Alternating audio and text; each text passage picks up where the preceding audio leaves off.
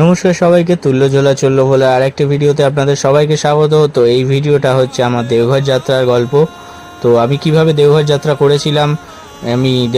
করেছিলাম ডিসেম্বর মাসে, কিভাবে করেছিলাম, কোথায় থেকেছিলাম, কি খেয়েছিলাম, সব গল্প আজকে আপনাদের সাথে ভাগ করে নেব।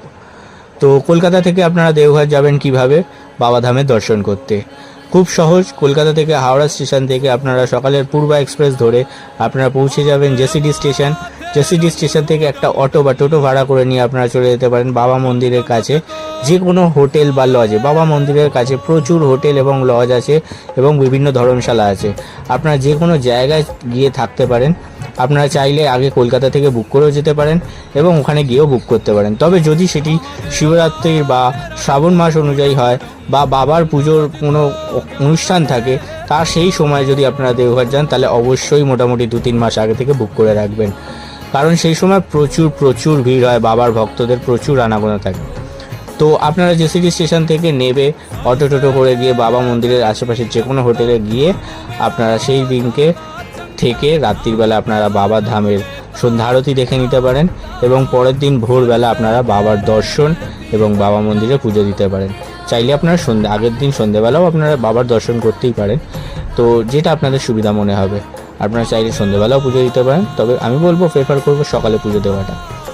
কারণ সকালটা একটা ভালো ঠান্ডায়, একটা ফাঁকায় মোটামুটি আপনারা পুজোটা দিতে পারবেন।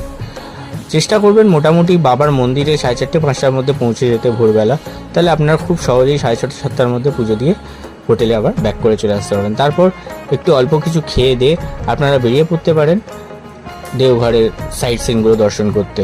তো আপনারা যদি চান তাহলে আপনারা একটা ছোট গাড়ি বুক করে আপনারা একটু খুব সহজেই ঘুরে আসতে পারেন বাসুকীনাথ মন্দির, যেটি দেওঘর ধামেরই আদলে তৈরি এবং সেখানে বিরাজ করছেন বাবা বাসুকীনাথ।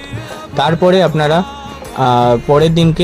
সেদিনকে ফেরবার সময় আপনারা সাইট সিনগুলো করে নিলেন এবং পরের দিনকে আপনারা সকালবেলা জেসিডি থেকে বখতিয়ারপুরে ট্রেন ধরে আপনারা চলে যেতে পারেন রাজগীর। বখতিয়ারপুর থেকে রাজগীর অল্প একটুখানি রাস্তা, তো তার জন্য ট্রেনে করে আপনারা যেতে পারেন। আবার চাইলে দেওঘর থেকে ডাইরেক্ট গাড়ি করে যেতে পারেন।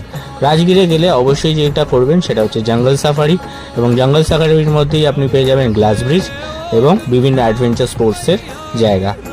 আর তারপরে আপনারা সেইগুলো করে সেদিনকে জঙ্গল সাফারিতে আপনাদের গোটা দিনটা চলে যাবে। আপনারা জঙ্গল সাফারি করবার পরে আরেকটা দিন যেটায় আপনারা বাকি লোকাল সাইড সিনগুলো করে নিতে পারবেন, যেমন নালন্দা বিশ্ববিদ্যালয় এবং আরও বেশ কিছু জায়গা। তো আপনারা মোটামুটি খুব সহজেই 4 রাত্রির 5 দিনের ট্যুর প্ল্যান করলে আপনাদের দেওঘর রাজগীর একসাথে ঘোরা হয়ে যাবে। Thank you, tata.